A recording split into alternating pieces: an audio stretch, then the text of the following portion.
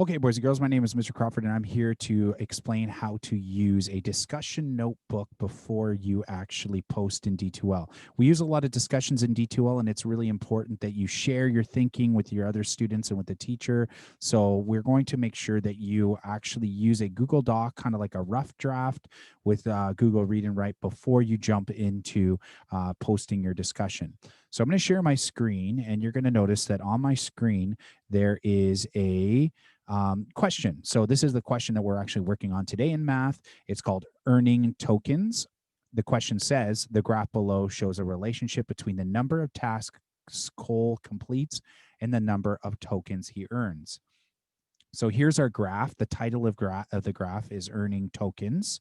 The y-axis is labeled number of tokens earned. And as you can see, the y-axis is going up by twos, right? So there's the boxes going up by twos there. So this is the amount of tokens that Cole is earning. Like we use the example today of he works at an arcade, and every time he does a job, he gets two tokens for his arcade, or for his task, sorry. And then he can use them in the arcade after he's done. And this is the number of tasks that Cole has to work each time. So there's a pattern here, and it's a growing pattern because every time he does a new task, he earns that amount of tokens. So that's not the full question, though, because this is what the question is asking us. It says, according to the pattern shown on the graph, how many tasks must Cole complete to earn 16 tokens? So I have to understand that this is the question that's asking. It's asking about what?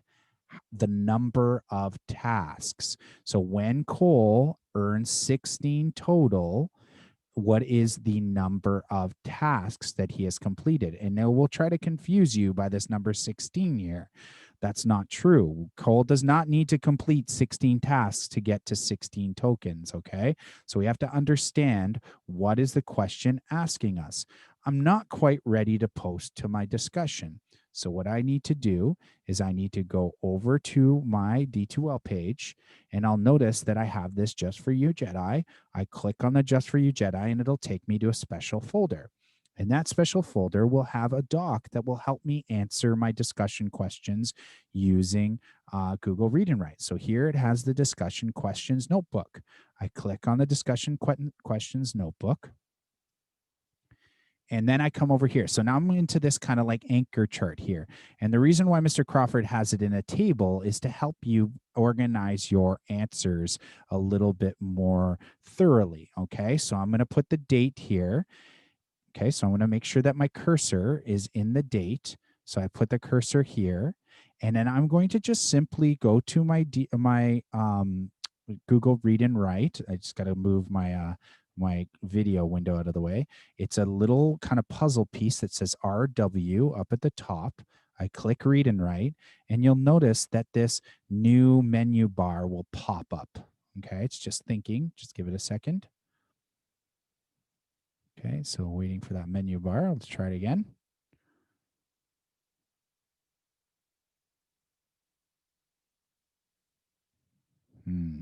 Waiting for the menu bar. Oh, it's coming up now. It's just taking a while to load because I'm using a lot of programs. Okay, so it's here. So I have my menu bar. So make sure I put my cursor here, because what I'm going to do is I'm actually going to read into the microphone, and it's going to type what I am saying, okay? And to do that, you need to click on this headphone set here. That headphones is called the talk and type function. So I'm going to read the date first, okay? Tuesday, October 6th, 2020. And when I'm done speaking and I've said my thing, then I'm going to click the microphone button, and it'll stop recording typing whatever I am saying. Now, it's asking me, what is the question asking me? Now, I got to remember, it was a while ago because I just did a lot there. I opened up Google Read and Write. So that's okay. I just go back to the tab and I read the question aloud one more time to myself. It's really helpful to read the question aloud. So I say, according to the pattern shown on the graph, how many tasks must Cole complete to earn 16 tokens? Okay, I can say how many tasks does he have to do before he earns 16 tokens.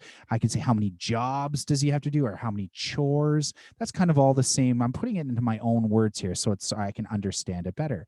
So I'm going to go over back to my math discussion notebook. And I like the word job. I'm going to say jobs here. So I'm going to say, click on the microphone. How many jobs does Cole have to complete before he earns 16 tokens? Period. And then I stop the microphone.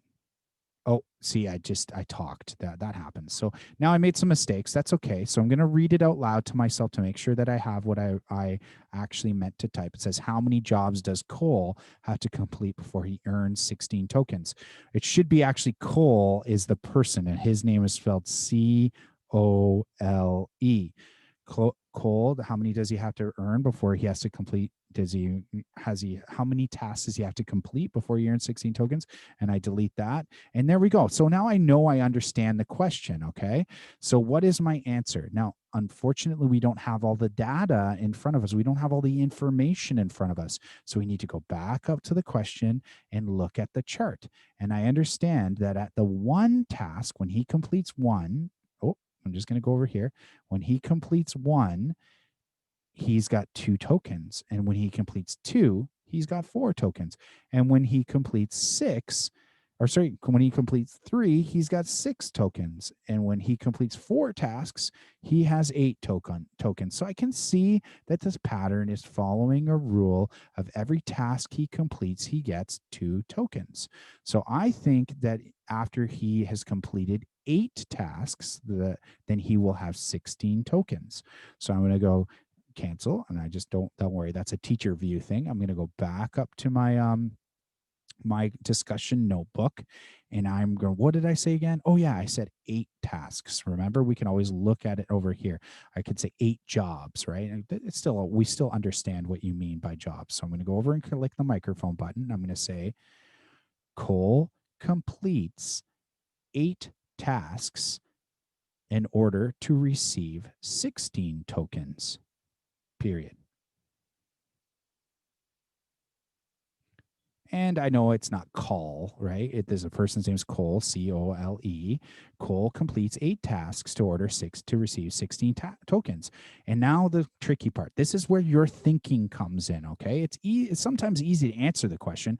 We have to prove how we know this answer, okay? So I'm going to use the rule that we learned in the pattern.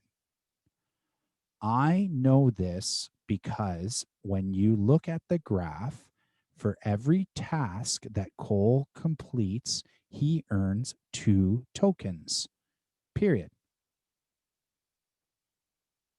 So again, it said call, and I knew it was going to do that because it doesn't recognize it as a person's name, but that's okay. It looks like I've got so I read it out loud and I say, I know this because when you look at the graph, for every task that Cole completes, he earns 2 tokens. So we have that. So now I'm really ready to answer my discussion question. But boys and girls, we've already done the work. So I'm going to Control C to copy, and I'm going to go over to my discussion page again, and I'm going to press start a new thread. And I'm going to enter it here, and I'm going to go Control V, and there we go. And now I'm going to go back to my discussion page, and I'm going to take just my answers.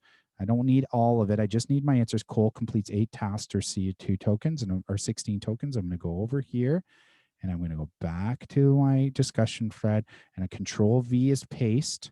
So Control C copy, Control V paste, and I'm going to go back to my discussion notebook, and I'm going to go and look at this. Now I have nice full sentences with capital letters. I prove my answer.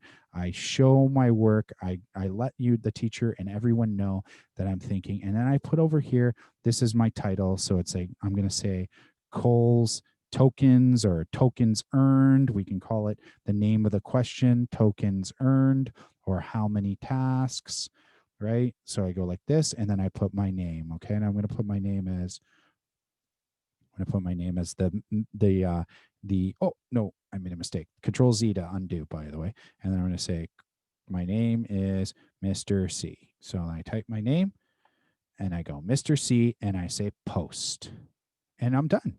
So that is how you can use Google Read and Write to first work in a Google Doc and then move into D2L discussion. I know it's a lot of clicking around, but it will help you in the long run get those ideas out on paper and start thinking about how to answer your D2L discussion posts. I hope you enjoyed this tutorial.